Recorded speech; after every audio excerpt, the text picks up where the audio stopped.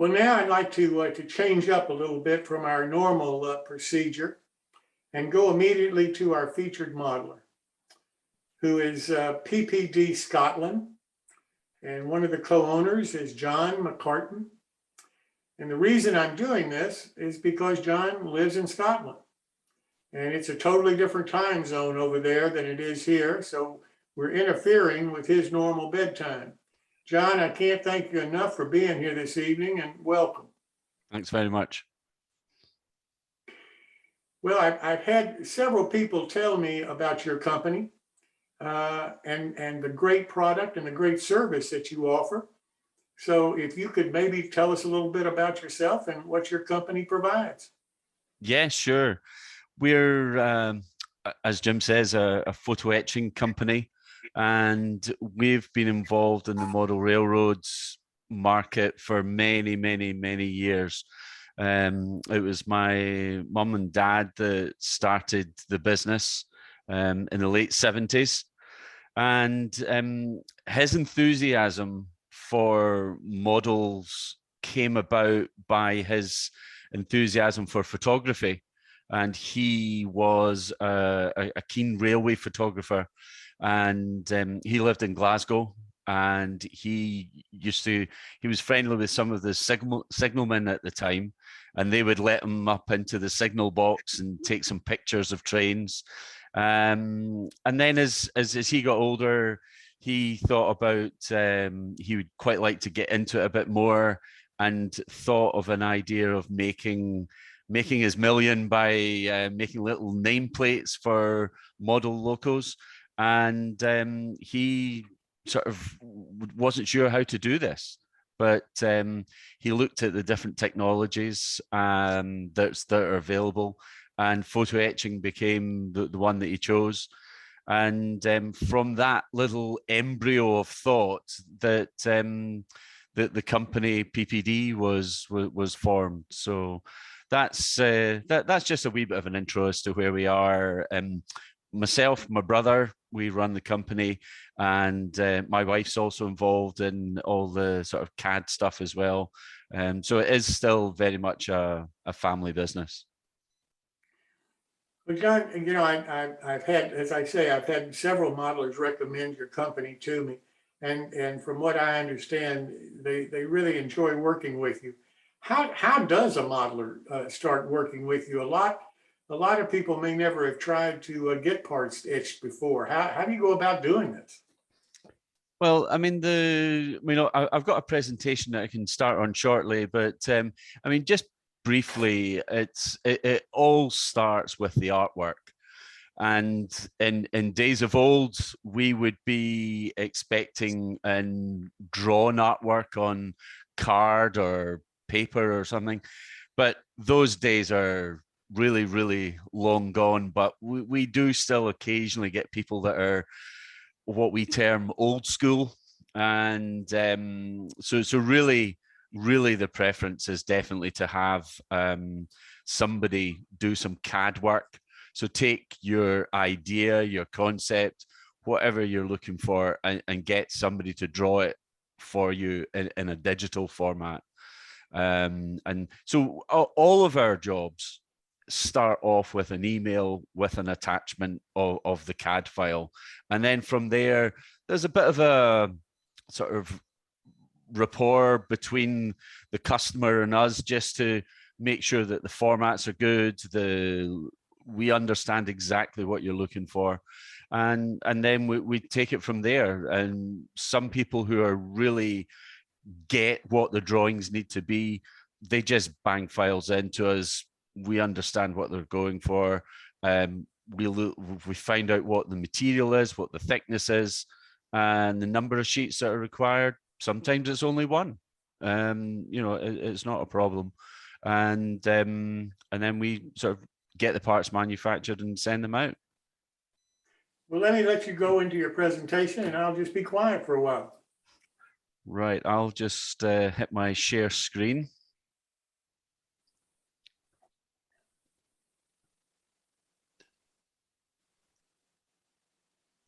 Share. Okay, is that being seen by everyone? Yes, sir. Yeah, good. Right. Okay. So what we've got really just we've already gone over sort of bit of the introduction. So I'll get fired straight into the next slide. So just briefly, just to sort of recap that, pretty much what we do is it's a bespoke service. So, somebody will come to us with their drawings and we will make it for them. There are a few parts that we make as stock material, but more often than not, it is pretty much bespoke work that we do on both the photo etching and the laser cutting side of things. So we're on the west coast of Scotland. We're about a couple of hours drive from Glasgow, which I guess made the news recently with the COP26 summit. But so we're on the west coast, and we employ 14 people in Lochilphead here, and the company's about 40 years old or so. So over the years, we've had to really develop into different sectors to make the business viable. And so we are involved in automotive and engineering. We work with some prototype companies, and then there's the main sort of model hobby market, which includes obviously your guys, the model railroad, but also some of the military, aviation, and boats. The other industry that more recently we've been involved in is the film industry, and that can be quite interesting. It can sometimes be a bit intense because if they've got a film shoot, the next day, then it can get all a bit angsty quite quickly. But for most of the time, we get just enough time to manufacture the parts. And then the last sector that we're involved in is into the jewelry trade. So let me just see, we're looking at, yeah, so we'll move on to the next one. So main topics tonight, really, I've covered this just very slightly, just we need the CAD drawing. And as I said, we really do need it in a digital format. I can go through all the different sort of file types and stuff later on, but artwork preparation for etching and lasering, they are different depending on what you're doing, but we're going to be focusing more obviously on the etching. And I'll show you what a sort of photo tool looks like. And that's a piece of film that we use to transfer the CAD image onto the metal. And then there's a shot of the parts as they're sort of just finished etching, and to give us the final product.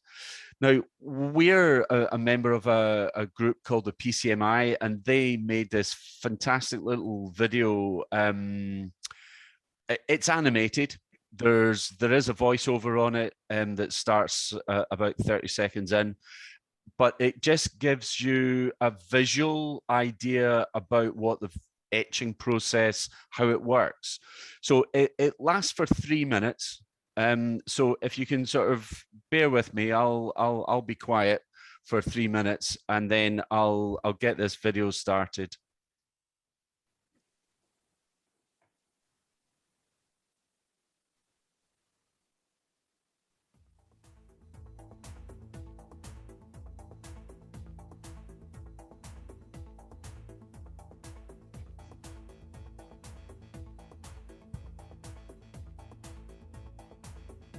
The first thing that needs to happen for a part to be chemically etched is for there to be artwork generated. Drawings are taken from computer data and photo plotted onto film, creating areas on the film that are either black or clear. Depending on the type of photoresist being used, either the clear areas or the black areas will be the image of the desired part. Generally, there are 2 pieces of film created that are aligned precisely front to back. Metal is then selected, then sheets are cut to match the size of the film created. The metal is then cleaned to remove any residual oils and oxides.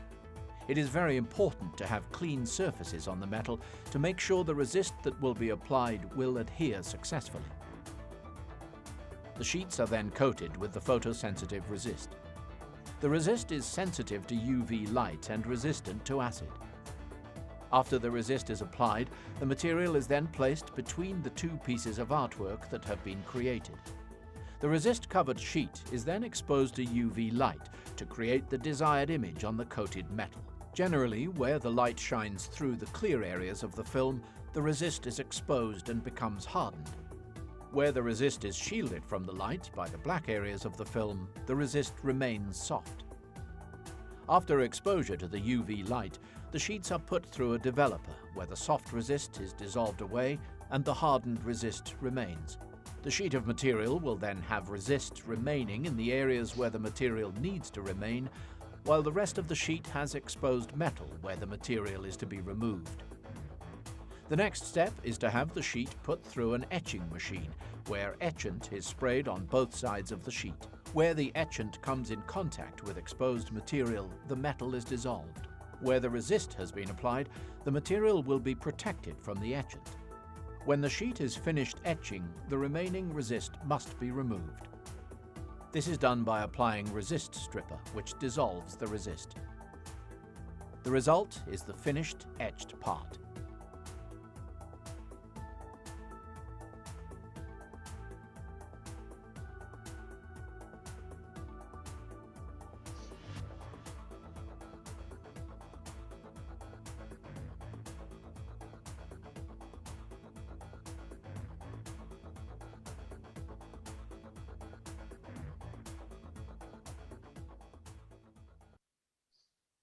Okay, so hopefully that gives an idea visually of what goes on.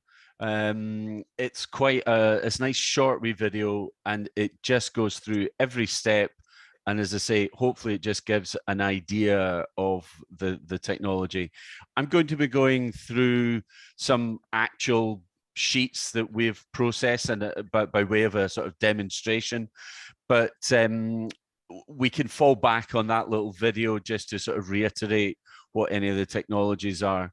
So I've got a couple of slides next, just of some of the parts we've made for the sort of film industry. If you're into your Harry Potter, then you'll recognize some of the parts. So believe it or not, this Harry Potter has been going on for 20 years. It's quite amazing that it has. But we got involved in making a lot of the props or parts for the props that the guys down at the studios down south where they were shot, and from the snitch wings, the Nimbus 2000, the text on there was photo etched, and so it's really interesting getting involved in some of these projects. The snitch was a big thing at the time, and how it was done, that they did actually get these wings to mechanically move. So they had a brass etching, which they had a clear polyester sort of background just to hold the frame as a frame to hold it together. And they actually got these to kind of wave. It was fantastic to see it in the film, you know, in real life, as it were. So, as I said, I was going to take you through just a little sort of demo of how you go about thinking about a project, and I've managed to get a more festive feel to this now. So this is a disc, a little bauble that we made as a little gift to some of our customers a few years ago. And it demonstrates really how you can think about things before you start your project.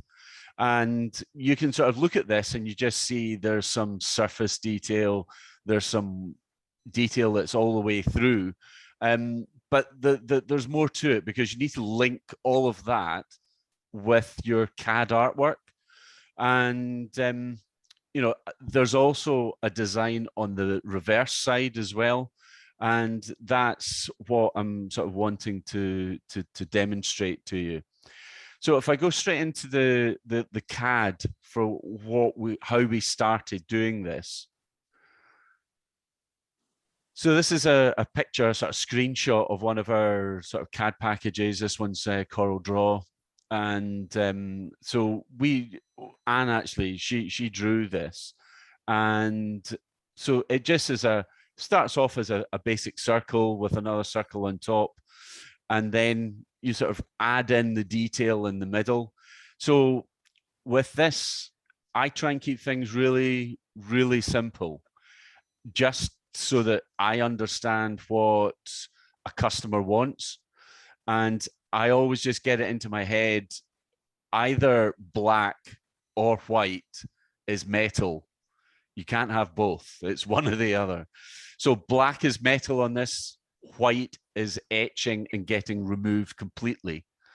Now, by way of sort of complicating this or developing this thought, we can add in colors to demonstrate, mainly to us, what if we want a surface etch, we call it a half etch, but it's an engraving if you want to look at it like that.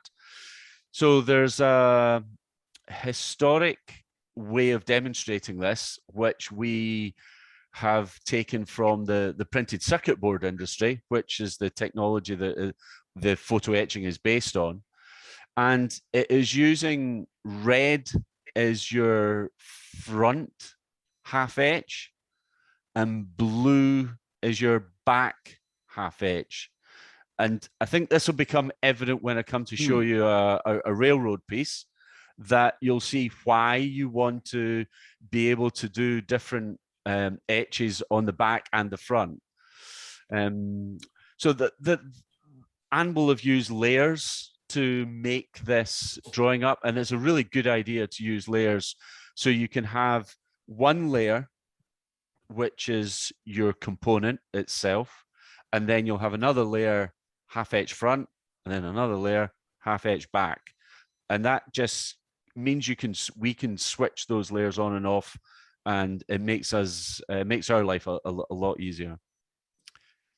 So developing the design up, we then add, what you can see there is that there's a black frame around that now, and there's a white, what we'll call the cut line around your component. And then if you can just notice at the sort of 10 o'clock, 2 o'clock and 6 o'clock position, we've got some little tags. And this is what's going to hold that part into the sheet. So I deliberately haven't given this, the next slide is the only slide that I've got numbers on, because there's, you can get, I could easily get carried away with that, and I don't want to, because there's too much detail in it. But in principle, all I want to demonstrate in this next slide is that the minimum detail, either an etched slot or hole, or a minimum width of a bar that you want to keep as metal, is there's a ratio of roughly, for brass, is about 1.2. So if you take the thickness of your material and multiply it by 1.2, it'll give you a figure that in theory should work. So this next slide just shows you, if you, let's just take the 10 thousandths material thickness there, and then the minimum gap in bar is, as I've said, times 1.2 is 12 thousandths. So that's, you know, that makes sense there.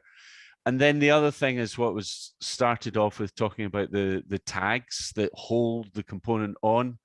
We've got a recommendation that on the thin material, you can use a full thickness tag, but very narrow.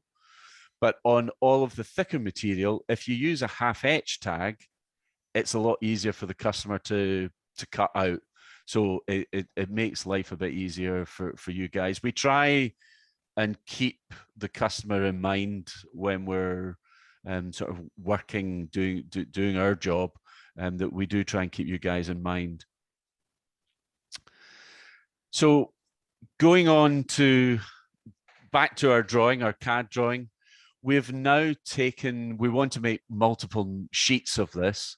So we've multiplied an array up, giving us a 4x4 array of this. Now you can see that all of the front detail and the back detail still on the same file, same drawing. So we need to start separating these out, because if you remember, the guy said in the video that we generally work with 2 sheets of film. So we make an envelope of the photo tool. So we need to head towards that. And this is what we're going to do here. So we've now separated out the front and the back. That's what we will now call these images. So the front's on the left, and then on the right, we've got the back. Now, if you notice the black and white section in the middle, it is common to both. So if you half etch from the front, in the same place you half etch on the back, you end up with a hole. So that's your full etch, your through etch. So that's what we've now got. As I said, the colors are there by way of really making it obvious for us which is the back and which is the front. But for putting it through to the photo plotter to make the tool, we actually do need to convert this to everything's either black or white. So that's what this image is. And so that will be the image that we would send through to the photo plotter. Recently, we've updated our plotter, and we can now plot up to sort of 16,000 DPI, which is way more than what we'd really need. But it gives us very high quality films, and good registration. So it's very difficult taking a photograph of something that's clear. So this is on a light table with a sheet of paper in behind the film. So this is just the back film. You can read the text is the right way around. And then we need to, as the guy said, we need to stick the 2 halves. So we've got 2 bits of film that make up this envelope, and we're going to sandwich these together, but they obviously have to be meticulously put together so that they're in register, so that the 2 images don't sit outside each other. They've got to be absolutely bang on each other. So that's what's going on here. Just simply checking a tool just to make sure that it is good. We've got a small magnifier, just double checking that everything's good with the tool before we go ahead and manufacture something from it. So moving on to actually what we then do, because then we're into the nitty-gritty of selecting the metal that the customer's recommended, the correct thickness, and getting it all cut, cleaned. So this is one of our coils of stainless steel. So the guys would roll this out, cut that up, get it chopped up into individual sheets, or sometimes we make a larger sheet that we then cut down. We then go through to the cleaning process, super critical to get this right. So this is on the exit of the machine, and it's been through a sort of chemically clean, there's an acid in there basically that cleans it off, gets rid of oils, and also can get rid of any fingerprints and things like that. So we work in a certain area of the workshop in a yellow light. The reason for that is the guy mentioned the photoresist. So a photoresist is what we coat the bare metal with, which is UV sensitive. And because it's UV sensitive, we can't have it sitting under any of the strip lights. So we have to have this yellow light. Yellow is safe for us. So the next slide is just showing you the sort of lamination process. Basically, all it is you've got a feed roller of the photoresist. You've then got a heated roller, and that's up at, as you can see there, 110 degrees C. And this effectively makes the photoresist, which is a film, it melts it onto the metal and adheres it onto the metal. So it's under pressure. There's two rollers that it has to pass through, and this squashes it together. So we then end up with a sheet of metal, which has got in our case, a blue photoresist on it. And the next slide will show you just what that looks like. And this sheet is the Christmas decoration just at the end of the etching cycle. So you can see in the middle there that there's still a couple of little bits of metal sitting there. So that'll need a bit of finishing off, but you can see the blue film roundabout that's completely unaffected by the acid that we use for etching the metal. So the next step, once you've got the etching complete, is the stripping of the photoresist to reveal the design on the raw material. So again, so here you can see the little bits of blue resist floating about in solution. So that's now removed, the photoresist. So this is a picture of the front, and then the next slide will show you the back. So just look on here, if you can visualize what you saw on the screen at the CAD stage, that we've got a hole in the middle, and we've got the half etched sort of engraved area of this little sort of floral design there. And then the next slide, you can see that we've got the text around the outside, we've got the full etch on the inside, but there was actually also some little half etched stars. Now we managed to, if you see the position of them, they will be in between so that they don't overlie any of the information on the front, because otherwise we'd end up with a hole. So if you think about it a bit and you get your CADs laid on top of each other, that's why it's really useful using layers, because you can switch a layer on and off and just make sure that you haven't overlaid it and you end up with a hole. So that's the finished article. Again, that's back to the original slide. So we've got the holes in the middle, the full etch, and we've got the half etched areas roundabout on that. So that is the end of sort of this is the little demonstration of the process. I do have some sort of moving on to slightly more railroady parts. Does at this juncture, before I sort of move on, is there any sort of questions on what you guys have seen so far? Yes, we had one question, and it was whether any of your supplies like metal rolls come in by rail. We have, most of our stock comes from Europe, and I would think most of it comes up but just across the channel, across the sea. There's occasionally I know that some of the mills that we've dealt with in the past, some have come from Japan. Britain used to have a lot of sort of mills inside Great Britain, but really, to all intents and purposes, they've gone. We do buy material from the US as well. Some of the more specialist thicknesses come from the US, but no, it's I'm afraid a lot of the freight will probably be either road or by sea.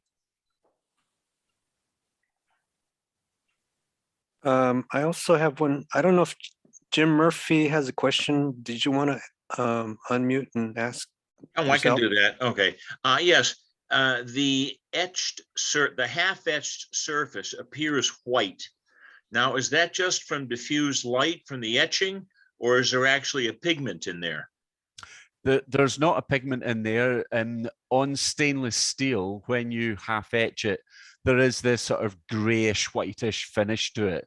On the brass, you tend to get a sort of dullness and a more matte finish. And there's still a sort of yellowy sort of tinge to it because it's brass.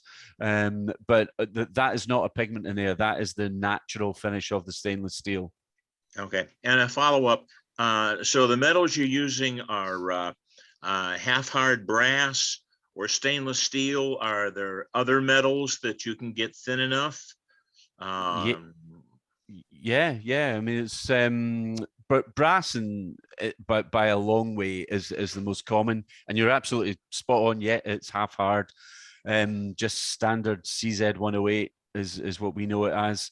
And the stainless steels are generally, they're all fully hard, but we use nickel silver quite a lot, and copper. The reason the nickel silver gets used is sometimes because of the color, because stainless steels, it really is very difficult to work with from a soldering and workability point of view. So nickel silver, although there's no silver in it, there's some tin in it, and that's what gives it its silver. Copper and tin. And yeah, so that's so I've seen it's quite common to make a chassis from the nickel silver and maybe the conrods as well, with that, and that is available down to sort of the thinner gauges. So copper, stainless steel, brass, nickel silver are sort of mainstays for this kind of work. Thank you. Yeah. I have a question. Just out of curiosity, what resist do you use? Yeah, we've used various resists over the years, and we currently are using a resist that is developed again. Unfortunately, the sort of the photo etching business is unfortunately just too small. Even worldwide is still too small relative to the printed circuit board industry. So we pretty much have to take what they develop for themselves, and then they do sometimes say, look, it is suitable for this. So we're using a product called Colon, and it is from Taiwan. A lot of these products are Asian.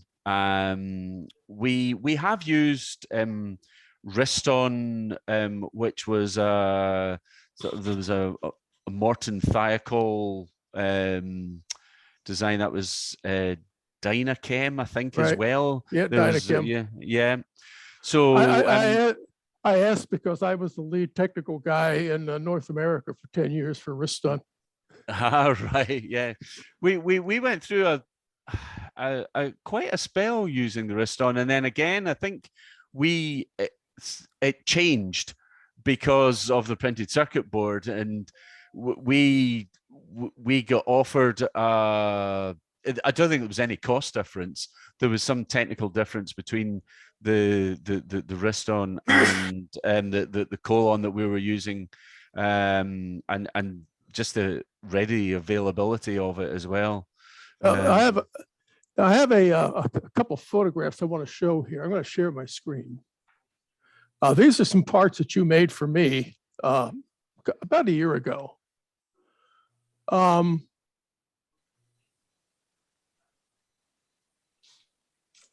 So do you need me to stop sharing my screen? Ken, can you put me up there?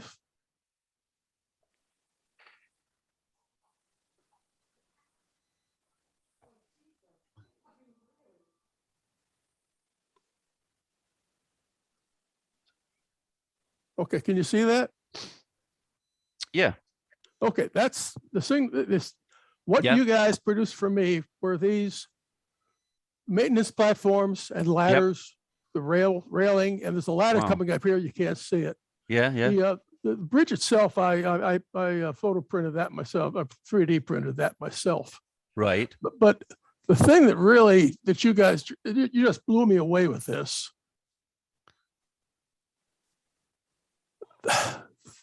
Look how thin these rails, these, Yeah. it was unbelievable. When I got this thing at home, I just blew my socks off the quality that was in here. I've never seen anyone give me this kind of aspect ratio on these boards. This is in a 0.4 millimeter silicon bronze, I believe it is. Right. And they're actually higher than they are wide. This was made from the original railroad prints, drawings, Wow. and it's just smack on. I just couldn't get over it.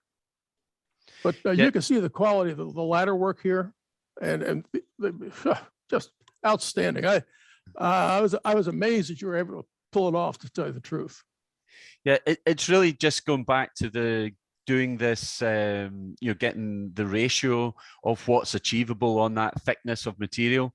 There's many times people have sent us stuff and they said, "Oh, I want this on, maybe 15 or 16 thou, and the lines maybe only 12 thou wide," and you're like, "Look, we just can't do that." Sometimes there are designs that you can, if it's got a good strong outer frame, then maybe sometimes you can get some thinner bits on the inner frame, but really you're dicing, it's not a comfortable way for us to work. Because what can happen is that you might get one section that just works, and then you maybe lose 6 or 7 on the rest of it. So we tend to try and keep to that ratio, and it means that our processing is more efficient, and also you get something that you're happy with. Cool. Okay, is there anything else just now, or are we good to crack on? I got one quick question. Yep. Is it possible to do like a boiler? Since that's more circular, would you start out flat and then the customer would have to roll it, or would that be something that you'd be able to do?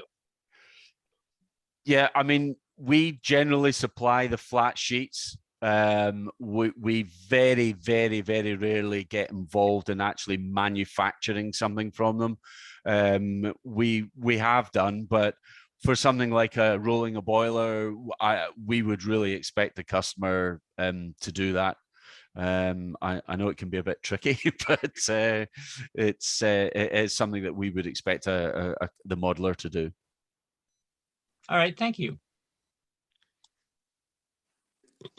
So what I want to do is I'm just going to lead into a wee bit of a run through of making some parts for Model Railroad. I missed out from the one that we showed you, just the exposing of the material to the UV light and what that actually looks like.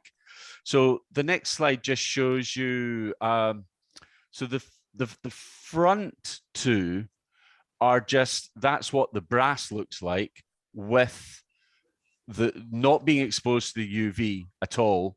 And we've overlaid on top of that the photo tool, so the image, and then the ones behind them, you can see the image and there's a sort of paler color, and that John, is, yeah. Are you sharing now? Let me just check. I mean, do you intend to be showing something? Yes. Okay. Right. Okay. You have to do your share again. Right. I need to go through that process again. Right. Okay. I got it. Screen to share. There we go. Yep. Yep. Okay. So just what I was saying was that front pair there show you the photoresist on top of the brass. The back one shows you after it's exposed to the UV light, and you can see this sort of pale color that's sort of similar to the front because it didn't receive any light. The black stops the light going through and means that the photoresist, if you've got a wrist-on expert there, he could probably do this better than me, but the UV light cross-links and hardens the photoresist together so it will not break down. And if you don't do that, i.e. you've got the black areas that don't get any UV light on them, it's still it's not cross-linked. So it's quite easy to wash that away with a very mild alkali developer.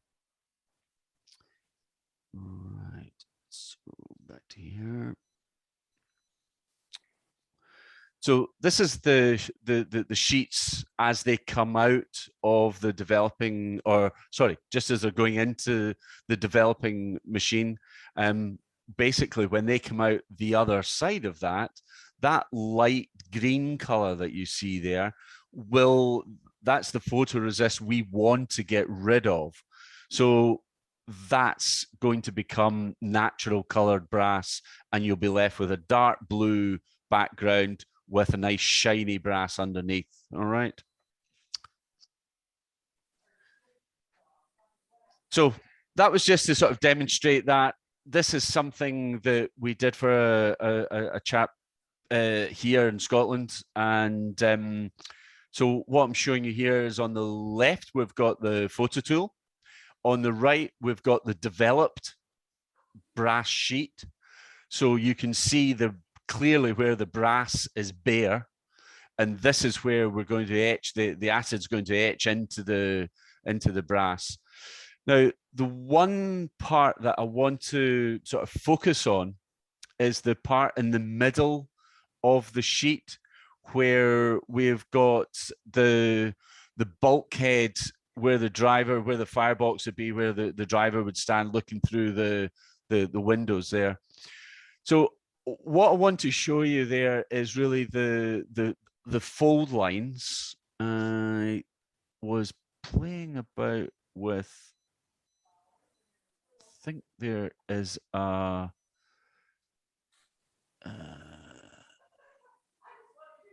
just trying to see whether there's so along the fold lines of this, if you can see where my mouse is sort of moving along, we've got one there, same on the other side, but on the back side of that, we've got another two. And that's going to lead me into what I'm trying to demonstrate here, which will be, so this is us now got the finished etched sheet with the resist still on. The blue film is still on there. And you can see that the etched sheet that's it complete. It's ready for stripping. And then on the right-hand side, we've got the finished sheet, and it's all the blue films removed. So we're now back to bare brass. So if I can keep focusing on this part, and as I said, there's the reason for focusing on this one is really to get everyone to think before they do any of their drawings about how can I make my life a bit easier. And I've seen people draw this kind of thing, and they'll draw every side section as an individual bit and then try and seam solder them all the way up. And I sort of look at these things and sometimes just shake my head and going like, yeah, if you want to do that, go for it.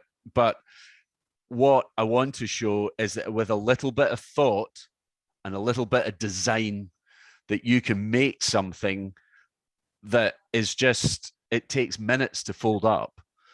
So there are fold lines. There's actually 4 lines on there. So you've got one if I bring my mouse over here, so we've got a fold line down here, here, and one here, and then the last one down there. So 4 on each side. And some of them are on the back of the sheet, some of them on the front of the sheet. But as I say, if you had to, could you imagine trying to seam solder that all together? It would take probably hours. But I think by just putting in a wee fold line, think through the design, try and be clever about it, design it, and you can get a really good result, very symmetrical, and it works, and it really is straightforward to do. So just let me show you what this model was, or what it was of. And this is it was a Scottish train for it was a 00 gauge model, and the company was the Caledonian Railway. And you can see there on the one of the actual models, the CR. So that's Caledonian Railway. This model, or this loco, was it was called a 944 class, and it was a 462 configuration. And this one was built in 1917 in Glasgow by a company called North British, and designed by William Pickersgill. And it was one of the sort of earlier sort of heavy sort of passenger locomotives that was used in Britain. And the Caledonian Railway, the livery on that is that typical blue. And so I was reading up a bit. I wasn't sure how long they stayed in service, and they were actually stayed in service till the mid 40s into the sort of early 50s. So it's quite a long lifespan for them. While I'm sort of looking at locos, pictures of locos, this is for Scotland quite a famous one, because it was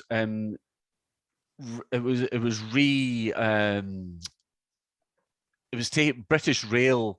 It obviously started off life as a Caledonian Railway, and it was called the Cal 123 is what it's affectionately known as. And it was built about 1886, so a bit earlier. And this was built, they had pretty much free reign when they came to design this. And they had this concept about having one massive driving wheel. And for the time, I believe that it did a run. There was always in Britain, between sort of London and Scotland, you've got the east and the west coasts, and basically all the individual railway companies fought each other to see who could get there the quickest. And this thing did 69 miles an hour, which I think at the time was quite a good effort, really, by them. So this locomotive is still in existence. It is in what's called the Riverside Rail Museum, or it's a transport museum in general. But the Cal 123, I've got the note here that it was taken to the Transport Museum in 1966, and it was restored in the sort of late 50s. That's when it was restored.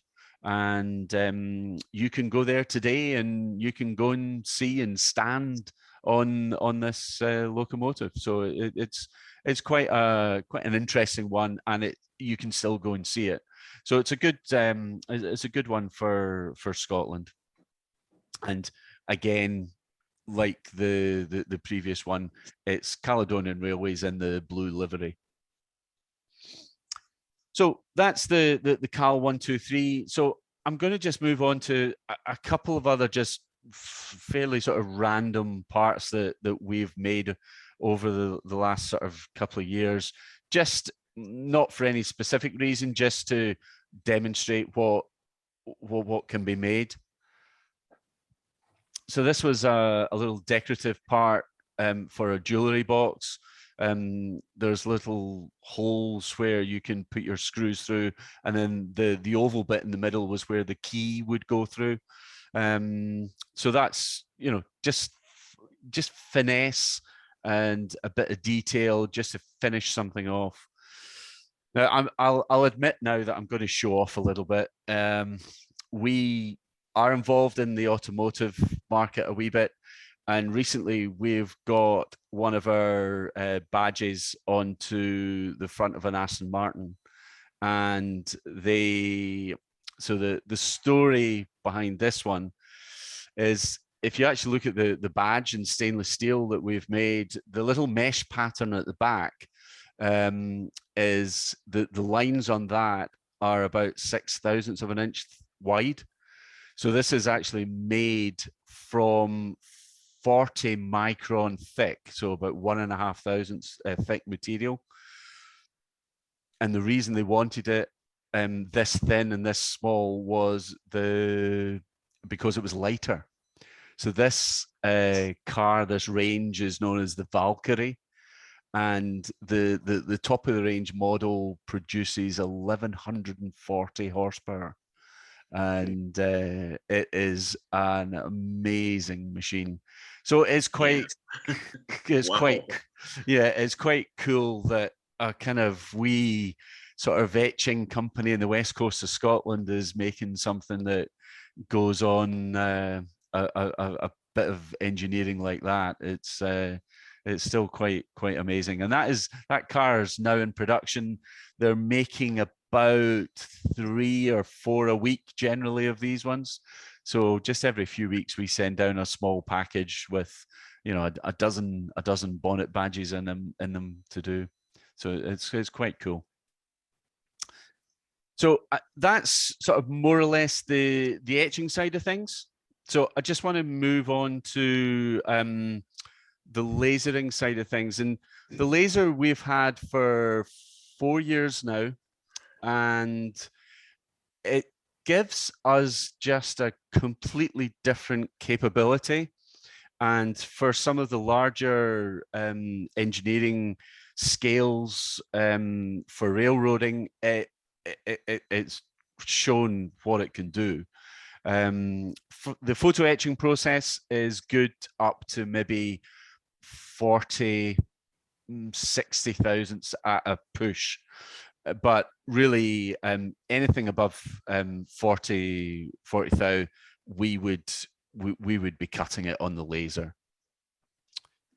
So you'll be glad to know that we bought American, and this is an IPG laser cube, it's called, and they're based just outside Chicago.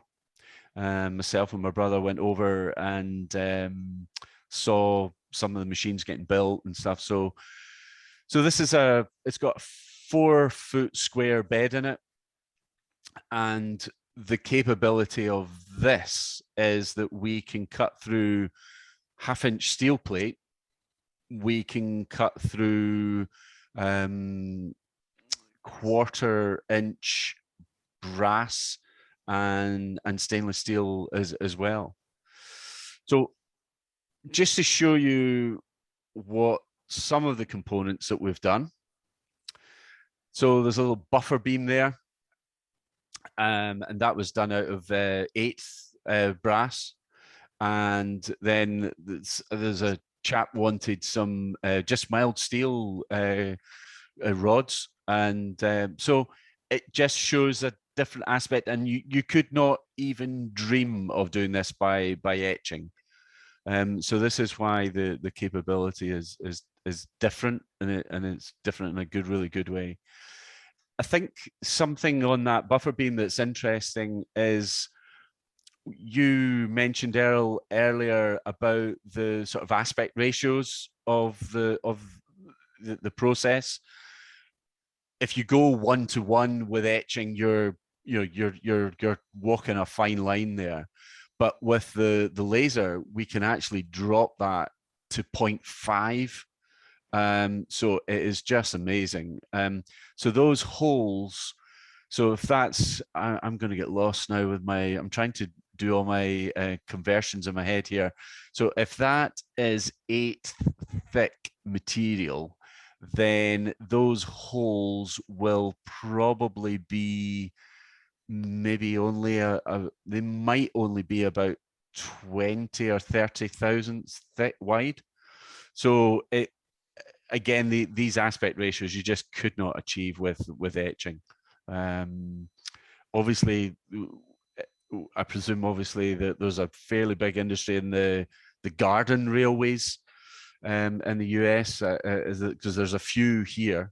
There's a couple of companies that we supply into, and they've sort of realized what we can do with this, and so it's really interesting.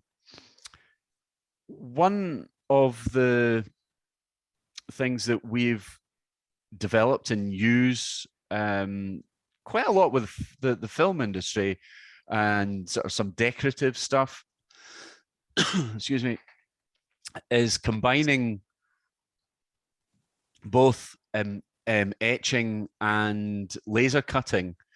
So this is probably sort of a sheet of 1/8 material that we have photo etched on the surface, but we have profile cut all the way through. So all the little stars in the middle, they're all cut with a laser. And again, impossible to do by etching alone. So the next slide is really just some parts that we've made up for, again, film industry. Sometimes they actually make parts that are working parts. They're not just props that somebody takes a still photo of. That these are actually gear wheels that all built together to make there was a mechanism they were trying to make, and I've seen them actually make the components to make up like a model crossbow as well. Absolutely fascinating to see all the bits, to see how they make it. Again, this is just to demonstrate a kind of thicker sheet, and so it's probably about a 1/4 inch brass.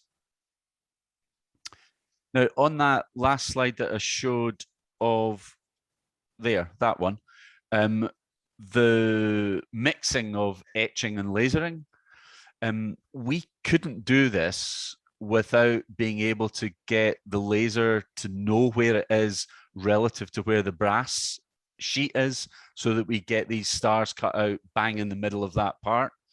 So we do this using a camera system, and the camera needs these little L shapes here is what we use as a registration mark. And this was actually cut out in an oval shape, but to tell the laser where it was and where it's to cut that design, we use the camera with the registration marks. The artwork for laser, as you can imagine, is probably a bit more simple, because you're really only asking the laser either to be on or off.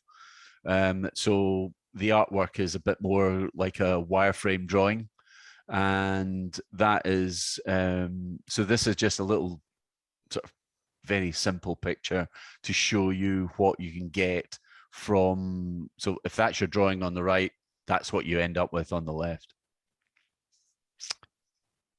So moving on.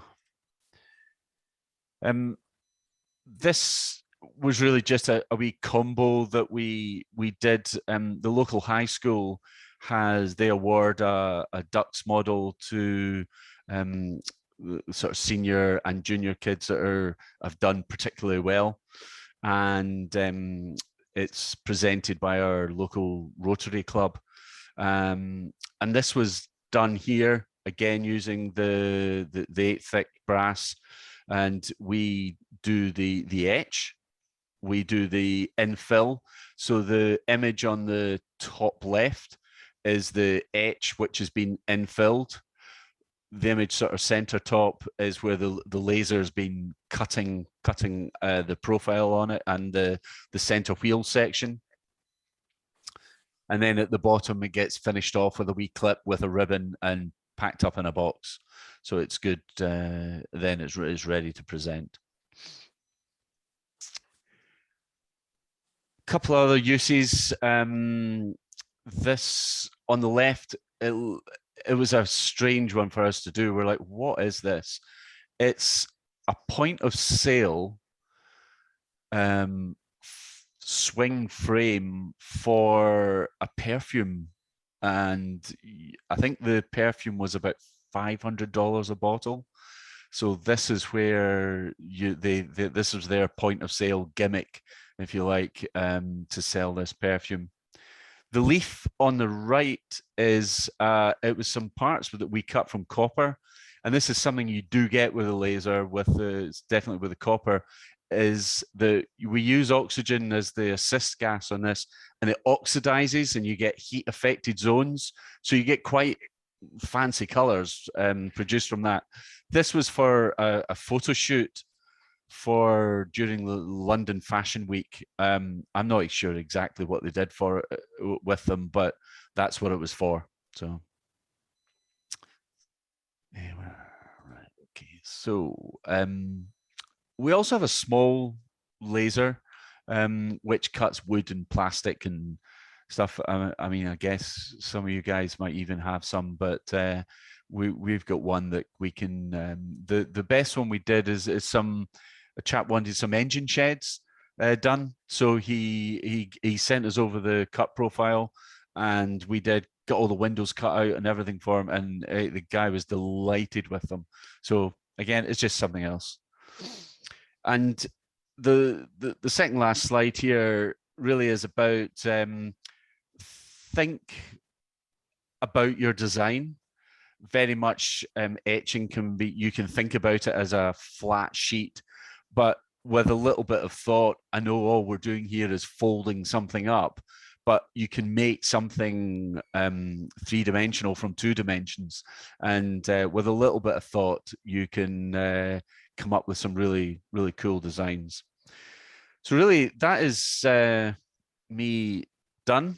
Thanks very much for listening to me go on. There are a lot of guides and stuff on our website. Some of them are just under the artwork guide.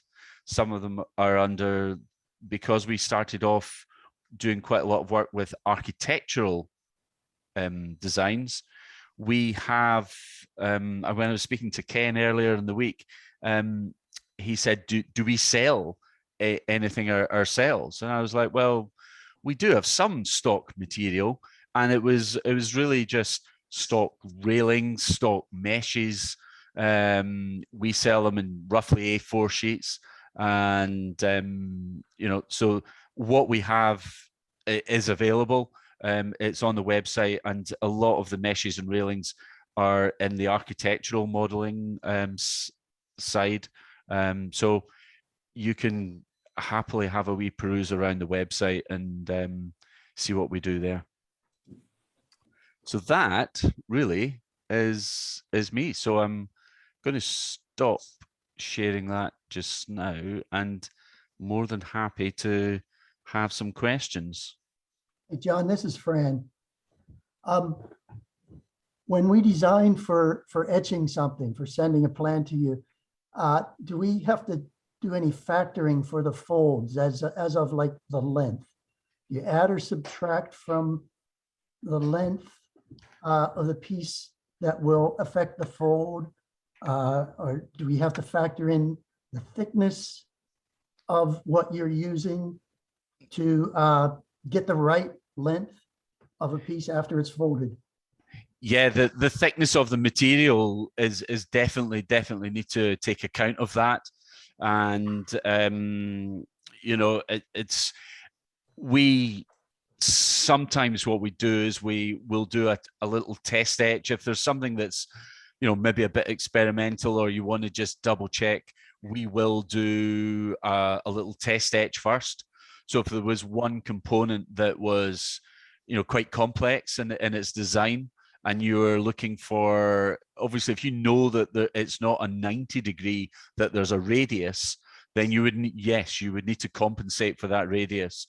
But yeah, you need to add on the thickness of the material in the fold that you're doing.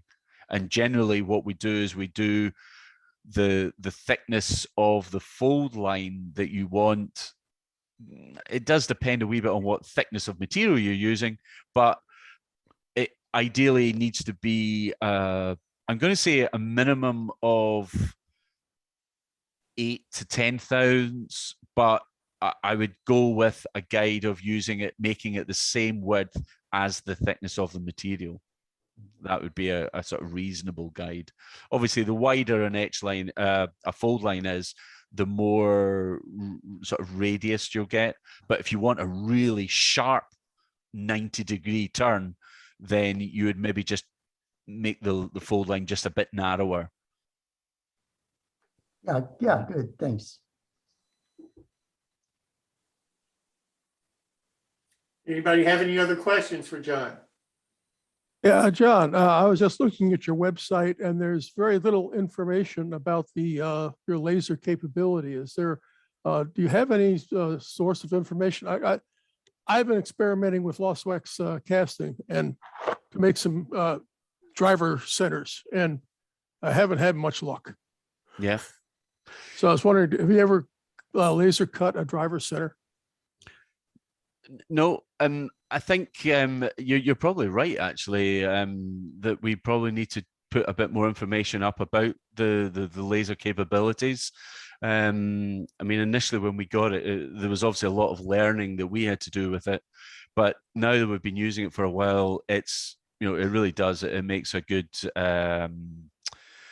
it's just another tool for us, if you like, and, it can make, there's a guy, one of the first jobs we did, this guy sent us over a cow crusher for a farm model that he was building, and it was made from 2 mil brass, and we saw all these bits and we were like, what are you doing with these? And then he showed us a finished one, and it's amazing what, if you get the design right, it can do it. So, and if you've got an idea or you've got a drawing, the guys are happy to email it in to us, and we can get back to you and sort of give you some feedback. We would rather work, depending on how much skill, I guess, you guys have got on the drawing side of things, we would rather somebody emails a half-finished drawing in, for us to have a quick look over and say, yeah, whatever you're doing, it's fine, go ahead with that. But there are occasions when somebody sends a file in and they've spent maybe hours on it, and you're like, no, I'm sorry, you've just drawn this completely wrong, and they need to start again. So I think from your point of view, from our point of view, we don't want to waste your time. Equally, you don't want to waste your own time. If you've got something, pop it over an email, even if it's not quite finished, and we can give you any words of wisdom about that. Larry McDonald here. Could that be simply a hand drawing? I don't have capabilities with to produce something on CAD, but what I'm thinking of is just simple hand railings for an O-scale ship. Right. Yeah. Yeah. I mean, we've over the years, we've done quite a number of hand railings, so it's possible that we would have something in those stock files. Handrails are very fortunate in so much as it would be something that we could draw really quite easily and quickly. It's not something that we need to, you need to go and get somebody who specializes in CAD files. It's quite straightforward to do. But yeah, and if you sent over a wee email with a sketch on it, then we could say, yeah, it matches up with this, or it's nearly that. and do that. Very good. Thank you. Anybody else have any questions? It's not a question, but John, first of all, that was a fantastic presentation, very interesting. I'd spent my entire career in offset printing, and I was struck by how much of your processes were similar to back when I was working with film, and we would coat the plates and cover the plate with the film, and UV light would go through and expose a part of the plate that then, when it was developed, that would go on the printing press and print it. Of course, then once computers came into us, most of that went away. So Yeah. you're kind of melding the old and the new. And I found it fascinating and a little nostalgic. Well, John, I can't thank you enough for being here tonight and sharing all of this information with us. Like I say, I've had people tell me that have used your service, that it's been a fantastic experience. So thank you so much for taking the time this evening. Yeah, that's absolutely fine. And Ken said to me to mention to everyone that there would be a small prize on offer, and that I believe you'll be announcing that next week or so. I will announce it next week. Would you like to talk about it a little bit now? Well, just really what we had said. We'd been asked if Jim asked us if there was a chance of doing something. So we'd said that we could do a free photo tool and a couple of sheets in sort of roughly A4 size, as a little gesture, a little bit of fun for someone to do an actual project on. Well, what I will do, we'll do a random drawing next show, this time next week. And if you're able to join us, great. If you're not, I will send you an email of the winner. And John, thank you so much for doing that. I'm sorry if I've maybe ran over a wee bit, but hopefully it's been useful for you guys. Oh, it's been fantastic. I can't thank you enough.